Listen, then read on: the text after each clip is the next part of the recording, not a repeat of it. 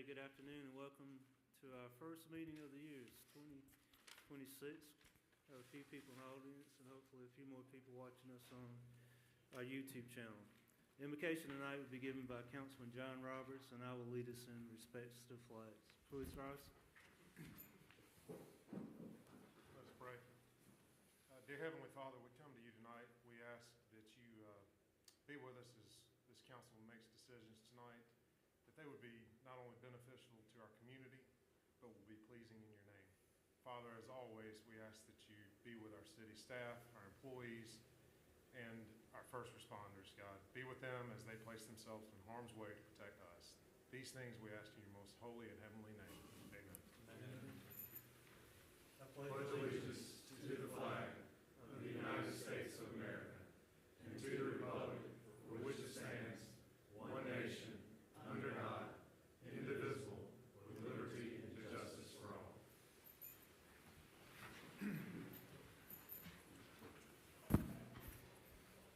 At our last meeting, December the 8th, the minutes have been distributed. Are there any corrections or additions to those minutes? Not hearing any, do I have a motion to approve? So moved. Second. First by Mr. Newton, second by Mr. Stewart. All those in favor say aye. Aye. Opposed? The minutes of December 8th pass unanimously. We have one item of old business, and that item is request second reading of ordinance 26-01 to rezone 409 Highway 29 bypass north from LI light industrial to R20 residential, single-family residential. Mr. McEwen? Mr. Mayor, Council, this was referred to the Planning Commission. It's back to you guys for consideration. It was passed first reading, so this is a second reading. Mr. Maurice McKenzie, our Planning Development Director, will go over the item. Thank you. As Mr. McEwen mentioned, this did come before you for first reading at your December 8th meeting. You approved it on first reading, and I'll just give you a brief recap since we did discuss it at length last month. But this request is to rezone the subject property from LI light industrial to R20 single-family residential in order to bring the property into zoning conformance. There's a single-family house that exists on the property, and with the LI zoning, LI does not allow single-family residential uses, so they are requesting to rezone it to make it in conformance and not just a legally non-conforming use anymore. And according to the applicant, it's always been in use as a single-family residential dwelling.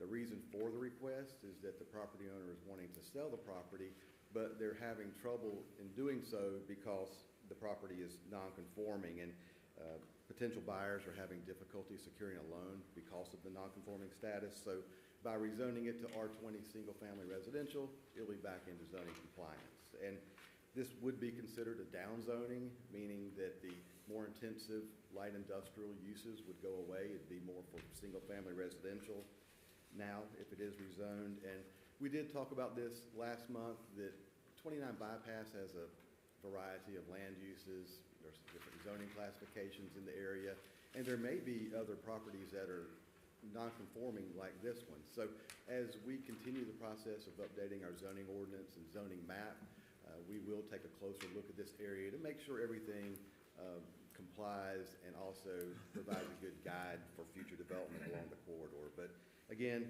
you did approve this on first reading at your December 8th meeting. The Planning Commission also recommended approval. Thank you, sir. We did have a good discussion in regards to the last meeting. I think the applicant is here again today, but I'll open it up for any additional questions, Council. Mayor Pro Tem Roberts. The more I think about this, I probably think it's zoned correctly as it is. I see this section remaining light industrial. And the only reason we're considering this is because the future owner can't obtain bank financing. I'm not sure that's the right reason to do it. Again, we will look into the area to make sure that light industrial is the appropriate zoning. You are right in saying that when you look at the area from a bird's eye view, there's a lot of industrial related uses in the general area. You know, I think when we take the bigger look at the zoning map around the entire city, this is gonna remain LI. And so are we just kicking the can down the road for the next owner? Perhaps. So I have some reservations. And do you know, Mr. McKenzie, when this zoning is gonna be looked at closer? I know we've had this conversation several times. I mean, we have just general conversations on different areas through the city where we may go ahead and rezone something now, but yet, yeah, we're gonna take a closer look at it when the zoning but I'm not sure, like Jeff said, if it's the right reason or not. Right, we updated the comprehensive plan last year. You adopted that, so we move forward now with updating our Unified Development Ordinance, which is our zoning ordinance, our subdivision regulations, all of those regulatory documents. We're in the process now of completing that. We have the final draft that staff is going through now just to complete that. Along with that is a zoning map update, so we take a look at situations like this. And I'm thinking that the adoption will take place, maybe this summer, sometime like that. When staff looks at, hey, is this, and you have a request come in like this, we have a check, say, all right, yes, it meets this is that, and this is why we make a recommendation, or, kind of like this one, this is all, I guess, hinged on being able to get financing, and is that a item that's on our checklist to say, yes, if you can't get financing, we'll rezone it for you?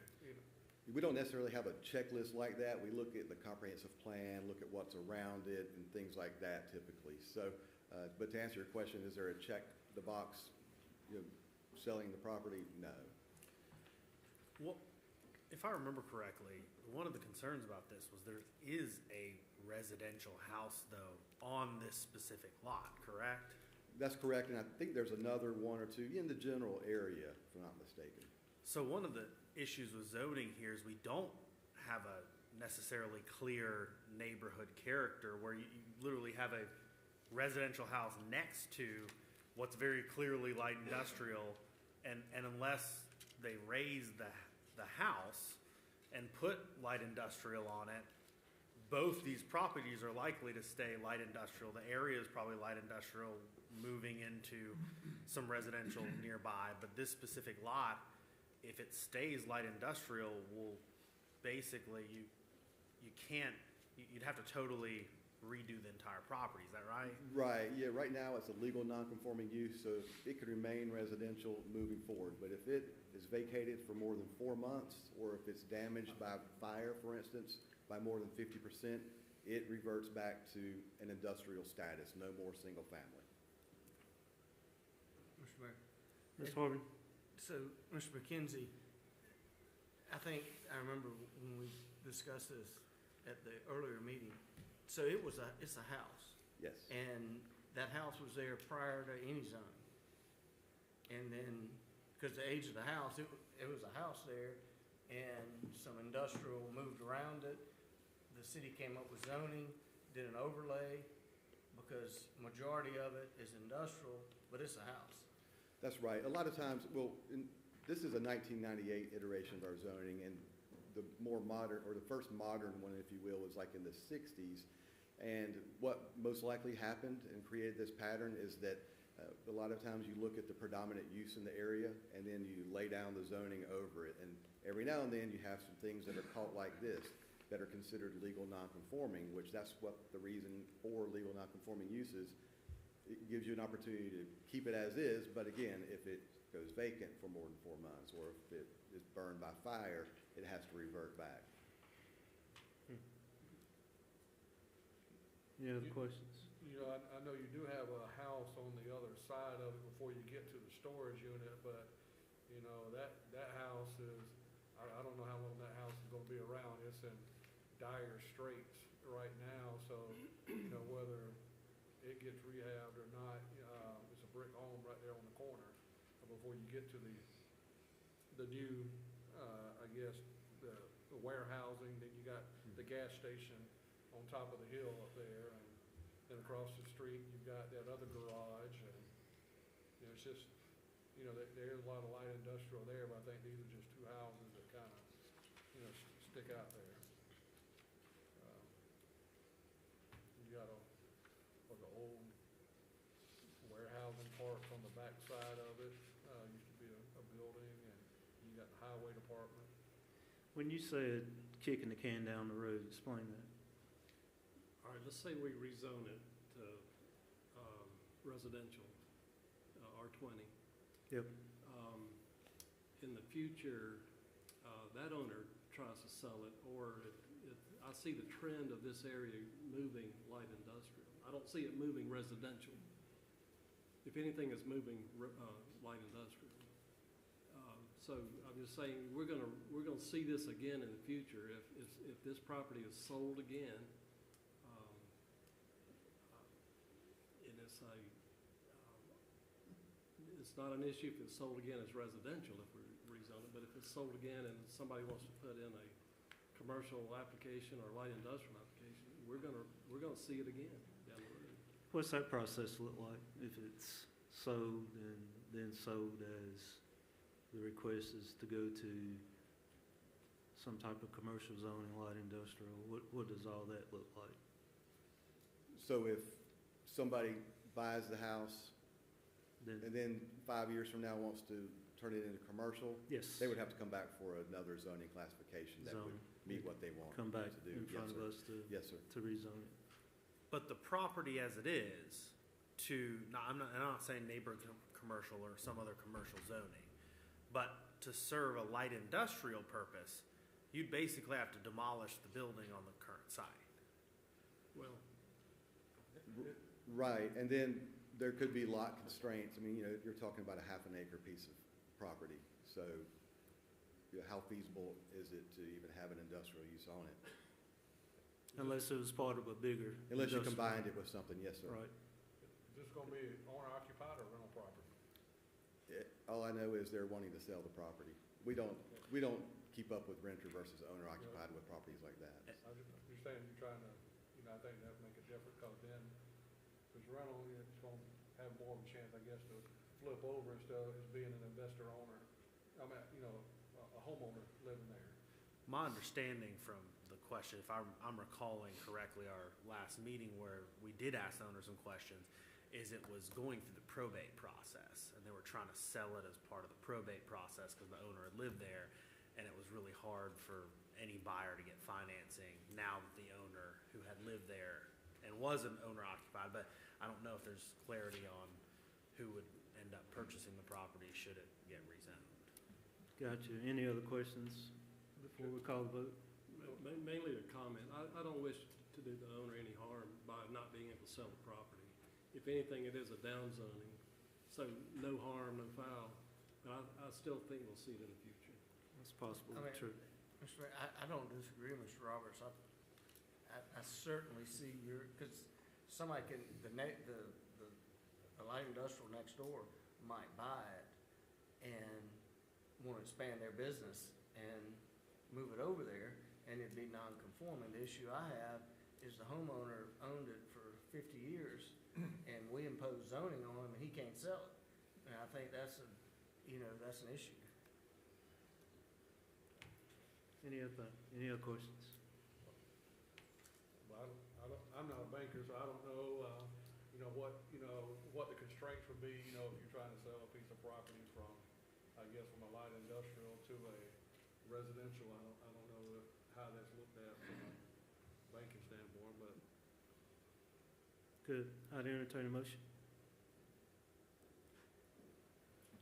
What's the request? The request is, the recommendation is the council approve the rezoning from a light industrial to a single-family residential. Property at 409 Highway 29 bypass north. Well, Mr. Mayor, I'm kind of tending with what Councilman Roberts has said. I think that it is going to continue with the trend of light industrial. However, there is another residential property right next door to it, and there are some residents across the street. But I do see this area trending in the future more than light industrial than I do residential. But again, to the point being is that this guy, whoever owned the property for all these years, we shouldn't be the holdup for him. having to sell it because it's something they were done back in 1998. So I'll make a motion that we approve it on second reading. Second. First by Mr. Stewart, a second by Mr. Newton. All those in favor, say aye. Aye. Opposed? Passes unanimously on the second reading. We have 6 items of new business. Our first item is request consideration of an ordinance to rezone 1101, 1103, and 1105 McLeese Road from light office to NC neighborhood commercial. Ms. McEwen? Thank you. This is coming to you from the Planning Commission and coming to you on first reading. And so you'll see this again at our next scheduled meeting if it shall pass tonight. Mr. McKenzie will go over this item, the scope of it as well, the request. Mr. McKenzie. Okay, thank you. You'll see there's 3 addresses, but they're actually 2 parcels of land. So that's what we're looking at this evening, and you'll see it on your attached map in your packet. But the applicant's requesting to rezone the property from LO Limited Office to NC Neighborhood Commercial in order to have a church occupy these 2 parcels of land. Now, the interesting thing is that the LO zoning that is currently zoned allows churches, but there is a conditional use associated with it that says that churches must be on a minimum of 2 acres of property. That's similar to our residential zoning districts. There's a minimum of 2 acres, so that's the reason why we're here. This property is a little over 1.8 acres. If they had 1/10 of an acre or 2/10 of an acre, we wouldn't be here this evening because they would be allowed to do it. But there is a property size constraint. So in order to overcome that, they are requesting to go to neighborhood commercial zoning. NC zoning also allows churches, but there are no lot size limitations to that. So if you look at your map, you'll see that NC zoning does exist near these properties. You see the properties that are fronting along East Greenville Street. Those are zoned neighborhood commercial. You do have LO limited office zoning to the east. And interestingly enough, those properties are owned by a church. So you have church uses in the area as well. And because of the location of the subject properties in relation to the surrounding zoning and also the adjacent use as a church, you have 2 supporting factors there. And this is not considered a spot zone, kind of like the other one could have been. This one is close to existing neighborhood commercial, as you can see on the map. And also I want to point out to the south across McLeese Road, you have property that's zoned general commercial, which extends deeper down McLeese Road. That's the property that, well, was a shopping center. It's now owned by AnMed. But again, the reason we're here tonight is to go to neighborhood commercial to allow the church because of the 2-acre constraint from the limited office. Now, if this is rezoned, they will have to submit site plans, building plans as well to the city to have those reviewed and approved. Now, this did go before Planning Commission last week on January 6th, and they did unanimously recommend approval. Thank you. And I think we have a lot of people here representing the applicant. So. Thank you. I had a question, kind of in line with what, I can't remember if it was Mr. Roberts or Mr. Stewart was asking about the last one. We talked about we're overhauling some of our zoning guidelines. You indicated that that probably would come before us sometime in the summer. Is that 2-acre limited office restriction, is that going to be part of the new zoning or not? Not 100% certain of if that's going to be in there. We've been reviewing so much, but I will say that there's a good chance that limited office zoning is not even going to exist anymore. It's going to be combined with neighborhood commercial and have other caveats. So there's going to be some changes with that, and yeah, you may not have this constraint. You may have it if we continue to have churches in residential, single-family residential zones. It sometimes makes sense there because you want to have a little more wiggle room and area that won't be so much where a church is abutting a house next door 10 feet away or something like that. So. And what would the neighborhood commercial allow? Obviously, this is going to be a church. Yep. But in the future, what would it allow that limited office doesn't? Good question. It'll bring in the retail element to it, restaurants. That's about it. That's different than limited office, retail, restaurants. And also, we talked about lot size constraints too, you know, it's all dependent too on how big the property is as far as how intensive the commercial use would be. But what you see across, or in front of it, the banks along East Greenville Street, that's the kind of thing you would typically see. Thank you. Ms. Stewart? Mr. McKenzie, I guess, I know we're looking for a rezoning, but this wouldn't be considered like a variance or anything, because you kind of, you know, instead of coming for us for a zoning change. We checked into that, getting variances from a conditional use that's for the property, but it's really not a variance type request. There's not a hardship because the property's just, you know, yeah, the property's too small, but there is a conditional use that says you have to have 2 acres. So we did study that and try to figure out ways to assist because, you know, we were so close to 2 acres, you know. I was hoping it was like 1.99, you know, we could kind of round up, but it just felt just shy, so we felt like this is the best way to do it. And I guess at some point they'd have to bring back, submit plans to kind of show how, I guess, parking and That's ingress, right. egress. Yeah, from a site perspective, you gotta look at parking, enhanced landscaping to better meet our codes. Also, these Signage. buildings were, signage, and these buildings were, you know, kind of office-related, lab, whatever it was previously. So it's probably not built to the assembly occupancy that a church is. So there could be some upgrades associated with that as well, but I don't know to what extent. Mayor Pro Tem? You about half answered my question, but mine is related to parking. And does the applicant plan to build or expand the building and then therefore decrease the available space for parking? I can ask, I don't think they plan to expand at the present time, but somebody, yeah. Is there enough parking space, is my question. We'll have to study that. If I may speak to that, my name is Chris Barnett, the pastor, the lead pastor of the Point Church. We have a small, sorry? I'm sorry, I didn't hear you. Pastor Chris Barnett of the Point Church. The Point Church. Point Church, okay. So we have a smaller congregation. We have about 50 to 60 members.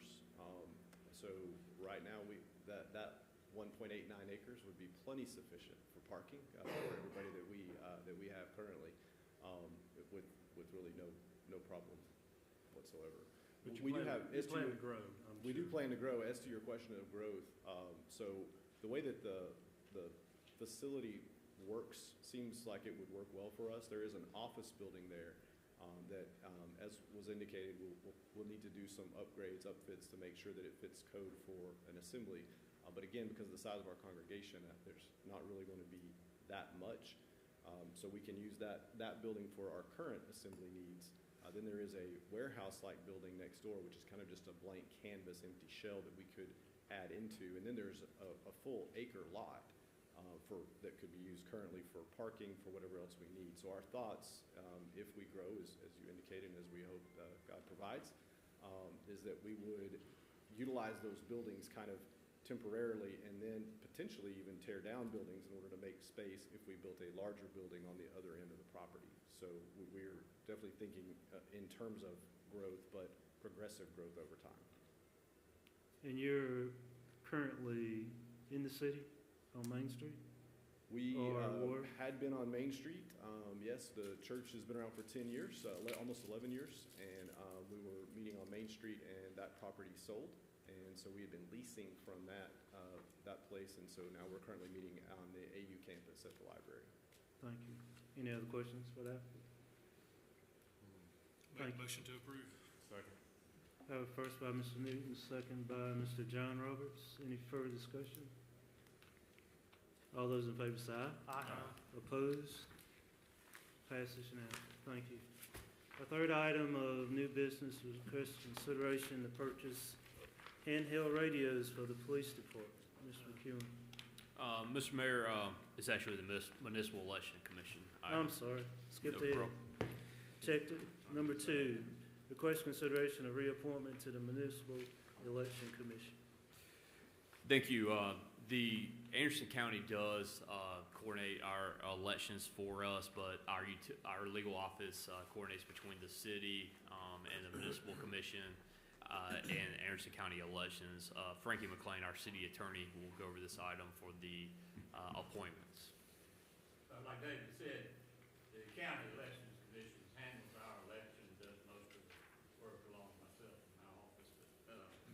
We also have a municipal election commission, and they're limited basically to certifying the ballot and the election once it's has occurred. They are trained. We have 3 of them that have been doing that for a number of years. One, Claire Humphreys, and Renee Fields York, and David Ford are our 3 members of that commission. David Ford and Renee Fields York's terms have expired, and they need to be reappointed so they can handle that work that they do.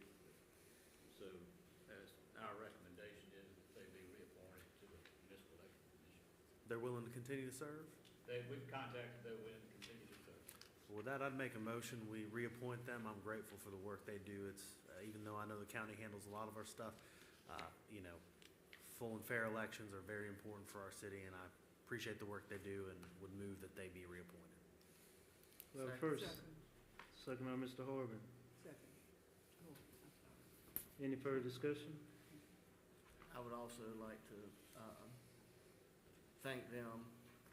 You know, obviously, everyone up here is elected, and one of the races I was in through the years, it was rather close, and they actually had to count every ballot. Mr. McLean might remember that, and I appreciate they were willing to serve and serve the citizens. Any other comments, questions, observations? Got a first and a second. All those in favor say aye. Opposed? That passes unanimously. Thank you. Now to the request consideration to purchase handheld radios for the police department. Mr. McKeon.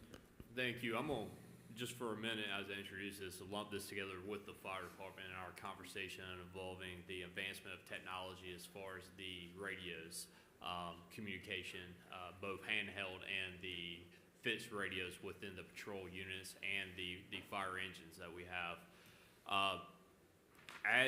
We're using the most state-of-the-art technology that exists for radio communications for our public safety department. It's been a big investment by the city. It's excellent technology, and it serves the purpose very well for us. Across our public safety departments, both fire and police can talk to each other. It has that capability. You can talk to Highway Patrol, you can talk to DNR, any law enforcement agency across the state is interoperable. And so this was a big recommendation post 9/11. It took a slow rollout to get it implemented. The city was at the front end of that implementation with the current radios that we have. So we've spoken about this several times during our budget and budget prep and our capital improvement plan as far as the equipment that we have for both the police department and fire department. This is phase 2 for the police department. So there'll be the second purchase of these radios, and Chief will go over the specifications of these. But this is the second purchase. We do have currently operational about half the department now on the new radios. And then same with the fire department. We've made their first purchase, and then we'll have a 2-purchase cycle with them as well with the exact same type of radio and the same capability. With that, turn it over to Chief Stewart to talk about the bidding process and the scope of the radio itself. Chief Stewart. Thank you, sir. Thank you, Mr. Mayor and Council. As Mr. McEwen said, if you remember, we have purchased and replaced all our in-car mobile radios, and we have replaced half of our walkies. We're at a point now, as Mr. McEwen said, this is required by 2027 that we go to encrypted radios. And basically what that means in layman's term is you will not be able to listen to us with a scanner anymore. That's required of everyone that has went to the Palmetto 25 network, at 800 megahertz. We did put this out for bid to our local competitors close by in North Carolina. Kimball, Rock Communications, we did have a bidder from the internet. We did last time purchase from Kimball. We've had no issues with them. They actually deliver the product here to the city, so we don't have to pay for shipping and handling. This is the same company that the sheriff's office deals with, and we're trying to stay on that same network. That, however, their radios are set up, we're setting ours up the exact same way as the sheriff's office, and that has made a major accomplishment for interoperability when we have those things. As Mr. McEwen said, it does give us a little more access to radios, even with the encryption. If we have an event happen, we can switch off of that and go to an ops channel, or even if it's in the upstate, we can go to a regional channel where we can have all agencies on one standard system. That in a nutshell, the request is coming to purchase the remaining 55 radios, which will complete for all our Class 1 officers. And that will equip us. We will be done. Thank you. Any questions of the chief? Mayor Pro Tem? Remind me And what Mr. Stewart? E-Share fund is. That's the DEA. So our officer that serves on the DEA task force, we get a certain amount of commission every time there's a seizure. Ms. Stewart? Mr. Mayor, I'd just like to say, I'd like to make a motion that we approve the contract with Kilmer Communication for $185,871.25 for the purchase of these 55 radios for the police department. Second that. We have a first by Mr. Stewart, second by Dr. Thompson. Any further questions? Is our share of the commission, as you called it, I mean, is that, do we budget that in, or is this icing on the cake, so to speak? I mean, can we see far enough ahead? You're talking about the E-Share fund? Yeah, Yeah. we budgeted in a number based on trends that we see, and it's about the same year over year. And Okay. so the task force, and I mean, they could come across a significant event, investigation, there's a large seizure amount that gets distributed out, but typically it's about the same. And it's just based on the territory? Yeah, that task force, so the task force that we're part of, and it's not county-wide, it's regional-wide. Regional-wide. And even can cross state lines. But, it's active, and it's a huge benefit to our community, and then these are restricted funds that must be reinvested, back into the police law enforcement use. Good, thank you. Have a first and second.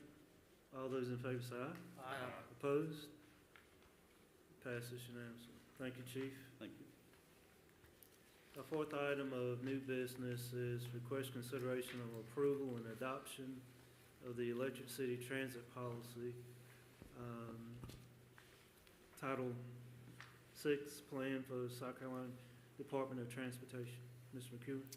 All right, the city runs, as you're aware, a countywide transportation system with using buses. We recently had an order for 3 new buses that will come in the form of looking like trolleys, so we're excited about that. Our route stays busy, and we operate Monday through Friday. We receive funds mainly from 2 different places. First, the FTA, federal government, then also a small portion from SCDOT, who also receives those funds from the FTA, the federal government. But with that comes several different compliance and checklists, and we do have a audit that we have a very detailed one that updates your policies and so forth every 3 years. This is actually coming, the request from SCDOT, which was part of their checklist with the FTA to update this particular policy, Title VI. And Keith Moody, our transportation manager, will go over the overall bit of this. It is a good bit, but Mr. Moody. Thank you, Mr. McEwen. Mayor, council. As Mr. McEwen is saying, that we do receive the funding from SCDOT and from FTA. And we have to come into mandated compliance. And there's updates that they asked us to do through the FTA triennial, and now with the oversight that the SCDOT is doing. Some of those things that they asked us, that they mandated for update, was the public notice of rights. We had to update the protocols.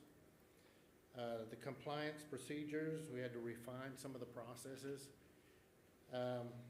The limited English proficiency, that plan, we had to ensure that the access for all LEPs is available. And then the public participation plan, we had to make that available to all of the public. of all walks of life. And the service standards, the policies for the vehicles, we had to make sure that it was in there that any equipment is able to go to any route. We can't say, this bus is just for the purple route. We have to be able to flex it into all routes. And the staff would like to recommend the approval and adoption of the 2025 to 2028 Title VI plan. Thank you, Mr. Moody. Any questions, comments? Mr. Stewart? In this new plan for 2025 through 2028, do we have locations of possibly new bus shelters that's going to be placed and where they're going to be placed out along the routes? We do not, sir. Well, let me clarify. This plan specifically is to just update Title VI. Title VI as far as compliance. It doesn't go long-range plan as far as the routes and the infrastructure that we're putting out there. So that's not what this is in particularly. So it's not included in this. You just talked about the plan as, shelters are distributed equitably throughout all the, the service areas, but as we continue to grow, where are these shelters coming? And Sure. Is that part of the plan? So, because as we grow, some areas may not be as equitable as other areas, so I just want to make sure that shelters are provided and so, but we can have that discussion another day. No, absolutely, yeah. So it does connect the plan in that instance. As far as I thought the clarification was that does it actually define and are we budgeting for within this plan that no, it does connect to it so that it's making sure that the transit is equal across all sectors in which it serves. Thank you. Good. Anything else, guys? I'll make the motion to approve the updated Title VI plan. Have a first by Mr. Newton, Second. second by Mr. Steele. I just want to briefly comment. I have a toddler who's obsessed with buses. And so I constantly, as I'm driving around Anderson here, bus. So it's brought to my attention looking at our city buses and our city bus stops. And it has amazed me how many people we really serve. I'm glad that my toddler brought that to my attention. But I also want to thank everyone at Anderson City Transit for the hard work y'all do in making sure that so many people get across to work, grocery store, medical appointments. It's a vital, vital service, so we appreciate you. Good. First and second, all those in favor say aye. Aye. Opposed? That passes unanimously. Our next item is request consideration of a engineering contract for the downtown Greenway connection. Ms. McEwen. Just want to speak to this just a little bit before I turn it over to Assistant City Manager Andrew Strickland, who's managing the project for us. But specific to this, as you can see, we completed Lindley Park. It's very active, used very heavily from the playgrounds to the walking to the trail side of things. We're working on the leg right now. It's under construction and will be complete in the next several months here between Lindley Park and the Recreation Center. As we talked about through the budget process and our capital improvement plan, we did have in there budgeting for the project and design fees to incorporate from where we're leaving off at the rec center to downtown, which Mr. Strickland will talk a little bit more about, but wanted to add that we had that project in there, so this is budgeted. And then this also takes a look at where the connection would be with a streetscape that we have not done yet. So that's a conversation in the overview Mr. Strickland can introduce to you. Mr. Strickland? Thank you. You got really close to just doing the whole thing for me, but I appreciate that. Give me something to do tonight. In an effort to, like Mr. McEwen said, continue to roll out our trail and greenway miles throughout the city, we have before you tonight design contract with Bolton and Mink. We'll go through the details in just a second. But really, Mr. McEwen mentioned it a second ago, we're under construction currently with another section of the Whitney Creek Greenway between Lindley Park and the Rec Center. That should be complete later this spring. The next section, the next phase of that greenway would take the trail from the Rec Center on the south side of the Rec Center of Bleckley Street to downtown. And we just say to downtown. South to downtown is a broad statement because we really don't know quite yet where that route's going to go. And so part of the fees that Bolton and Mink have developed would be to create some options for public consumption, some public engagement to kind of get some feedback on appropriate locations for that routing and kind of which side of the street, which side of Whitner Creek that trail needs to be on. There are lots of alternatives, lots of gray areas, and so there's some fee built into that as well. Most likely, though, that trail would interact with downtown Anderson, around Textile Point, around 4th Street, around Earl Street. And so we actually asked the Bolton and Mink team in developing their contract proposal to propose a fee for design of the Orr Street streetscape as well. Orr Street, if you recall, from basically from Textile Point on the west, from the bridge at Murray Avenue to McDuffie Street, crossing over Main Street to McDuffie Street, is really one of the few remaining downtown streetscapes that we have that haven't been updated, that hasn't got the downtown Main Street streetscape experience done. And so part of this fee does include the $384,000 not to exceed amount, does include a streetscape design for Orr Street as well. So staff does recommend approval of Bolton and Mink. We advertised an RFQ in August of 2025. We had very robust response. We had 8 firms submit, which is excellent. We'll talk about that again in just a second with the next item, but a lot of firms in the upstate region are looking at us and seeing what Anderson's doing and want to be a part of it. So very exciting days for sure. Part of the fee does include, like I mentioned, public engagement. So we will do some public renderings and engagement processes, drop-ins, that sort of thing. But it also includes construction administration. We do intend, and we have funding available in our capital improvements plan of $1.5 million for the trail portion. So once it comes time to get a contractor on board, we'll do some pricing and make sure we're on track for that as well. Happy to answer any questions. Thank you, sir. Questions, comments? Mr. Harvey? So, Mr. Strickland, so right now, I think if I read correctly, we're at 4.5 miles of the 15-mile route. Is that about right? So 4.5 miles at East-West Parkway. Okay. Plus about 1.5 miles through Lindley Park once it's complete to the rec center. Plus this little section will be about 3/4 of a mile. 3/4 of a mile. Okay. Perfect. Plus all the running past at the Civic Center and also the AMED. Plus lots of loops along the way. That's right. Okay. What about timeline? I mean, what are you looking at from a timeline? It'll take. Excuse me, I forgot. Kelly Green with Bolton and Mink is here. I'm going to let her answer that question actually. She's going to have their current schedule in place. Good evening, all. Thanks for having me. We are very excited about this project. We intend to have plans completed by the end of the year. Again, that could go a little faster or slower depending upon our public engagement and what kind of options we have to provide to the public and what kind of feedback we have. So it could be sooner than that, but definitely by the end of the year is our plan. Good. Any other questions? Maybe a comment for you. We are going to be repaving Main Street in '26, so anything that affects that resurfacing of Main Street, please keep that in consideration so nothing has to be redone. Because the streetscape does plan to cross Main Street. That's right. Good to know. Thank you. We'd hate to have to tear out an intersection. Mr. Mayor. Ms. So, Harvey? what kind of public engagement are you talking, like community meetings where people get to actually, like we've done in the past, actually help design the path? I'll take that. Most likely it's going to be choosing between alternatives, giving preference, giving feedback on a couple of alternative routes. When it comes to the streetscape, there'll probably be a little bit more feedback.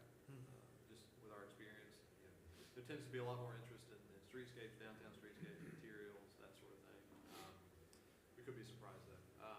So no, choosing between alternatives, route locations, that sort of thing. Okay, thank you. Any other questions, comments? Dr. Thompson and I were talking earlier, and this runs through my district into her district and connects both of ours all the way into downtown. I'm very excited about this, seeing the Lindley Park Peanut About be completed and that trail extend even from the north portion to the south portion. I've seen an incredible uptick in use, bike some, certainly walk, jog. It's been a great boon to our neighborhood.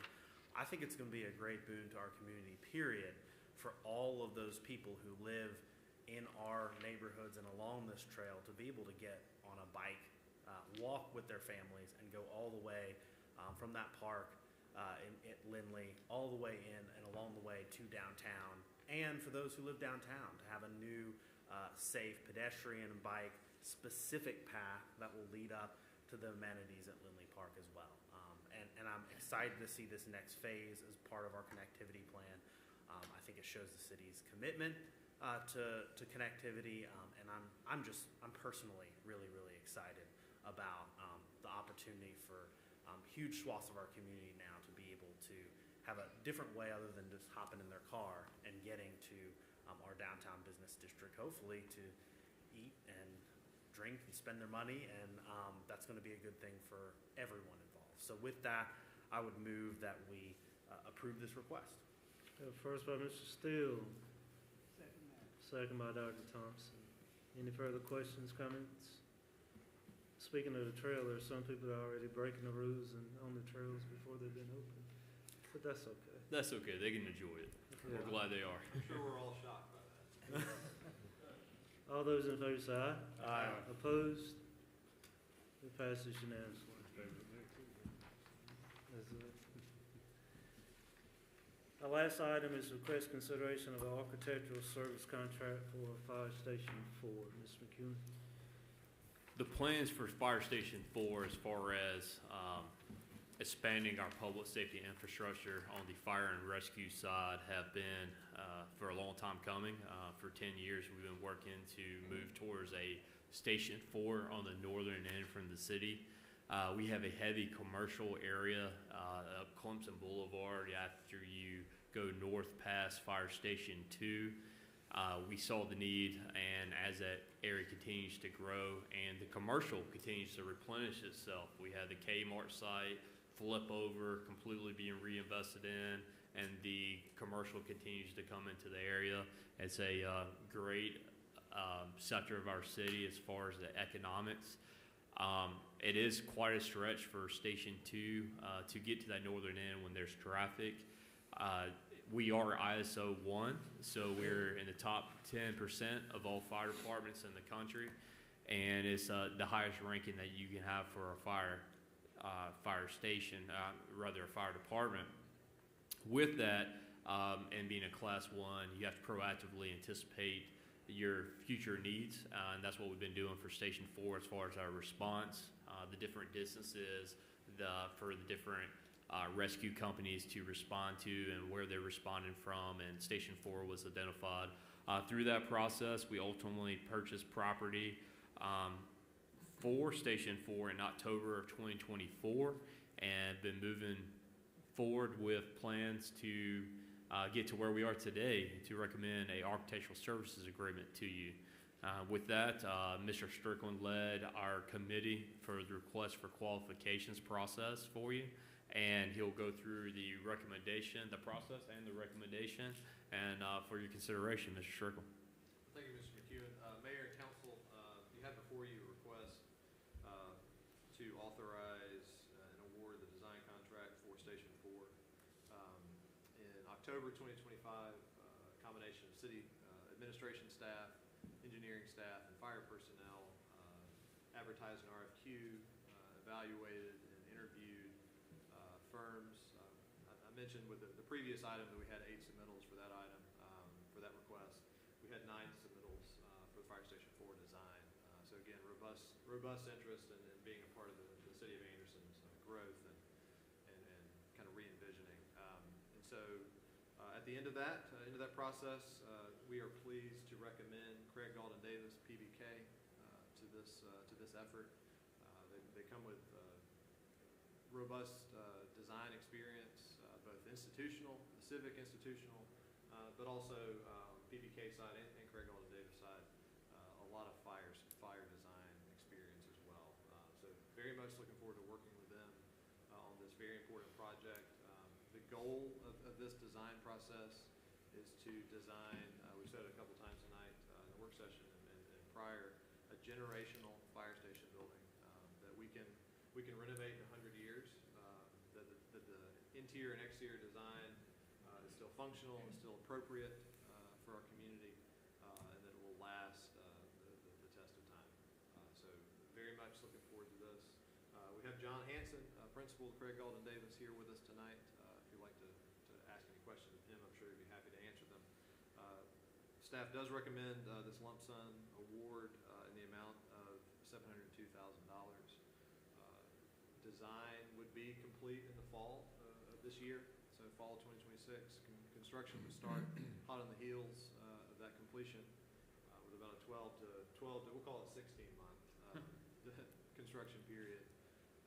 So again, like I said, happy to answer any questions. We will, let me mention this, we will continue to use the construction manager at risk format procurement method. We've done that with a number of our projects recently, so we're going to continue that with this one as well. Questions, comments? Mr. Stewart? Mr. Mayor, none of my fellow council members have any comments, given the experience that our staff has had over the years and the things that we've seen in this community that Craig Alden Davis has done, PBK, I'd just like to make a recommendation that we move forward with this contract for $702,000 for fire station number 4, because it's truly needed on Clemson Boulevard side of town. So, Have a first by Mr. Stewart. Second. Second by Mr. John Roberts. Could someone talk about the total scope of the product, the budget for, and what all that entails? Yeah, really, the entire project, including construction, design costs, both site and architectural, looking at $10 million. So, we'll certainly get into that in more detail as design continues as we go along, but we can get a nice station out of that. Good. Any other questions, comments? I'd just like to thank the committee that had to interview all the folks and pick one, and appreciate the job and the diligence that they did to get us to where we are. I agree. Had a first and a second. All those in favor say aye. Aye. Opposed? That passes unanimously. We don't have anything else, but I spotted a young man in a tie back here, so that means that you must have some type of work you're trying to complete. You want to stand up and note? You just nothing from school? Currently working on Eagle Scout merit badge for citizenship meetings, and I just had for department B, it says choose one of the issues discussed at the meeting where a difference of opinions was expressed, and explain to your counselor why you agree with one opinion more than you do with another. I was just wondering if there was any disagreement. This group disagree? Well, you're not paying attention? No, we just, no, I mean, I would say maybe we can talk afterwards. But no, we'll give you something, yeah. Thanks for coming. Appreciate it. All right, I'd entertain a, oh, yes, we do have our city's MLK breakfast is this Thursday at 8 o'clock. And Friday at 8 o'clock. And so hopefully everybody will be able to come there. Good breakfast, good music. Anything else? I make a motion we adjourn. Have a first by Mr. Steele, second by Mr. Horvan. All those in favor say aye. Aye. Opposed?